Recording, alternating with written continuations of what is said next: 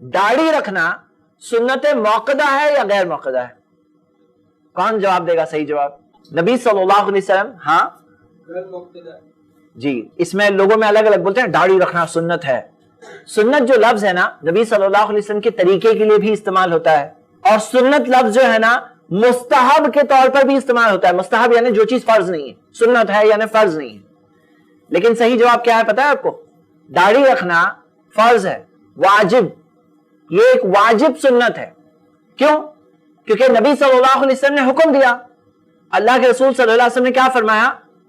औफुल्लुहा, दाढ़ी को छोड़ो। ये नहीं कहा छोड़ोगे तो अच्छा है, हाँ छोड़ोगे तो अच्छा, ऐसा नहीं कहा, कहा छोड़ो, हुक्म दिया। जहां नबी सल्लल्लाहु अलैहि वसल्लम का हुक्म आ गया तो ये क्या मामला है?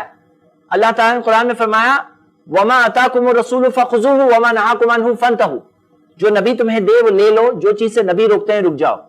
अच्छा, पता है आपको जो नबी सल्लल्लाहु अलैहि वसल्लम की सुन्नतें हैं उसमें बाज सुन्नतें ऐसी है जो मुस्ताहब है।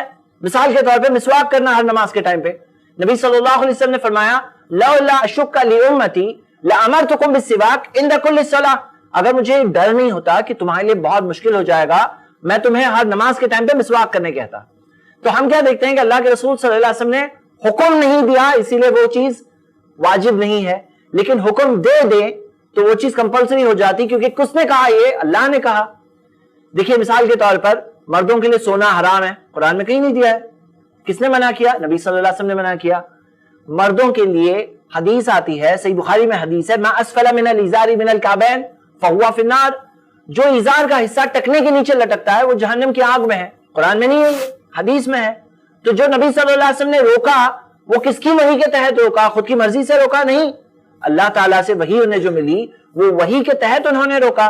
तो हम देखते हैं कि जो नबी सल्लल्लाहु अलैहि वसल्लम की जो सुन्नतें हैं उसमें से कोई चीज जो कंपल्सरी दर्जे की है, कोई चीज है जो मुस्ताहब है, वो कैसे पता चलेगा? अल्फाज से पता चलेगा। हाँ, ऐसे ही और वीडियोस बनाने में हमारी मदद करें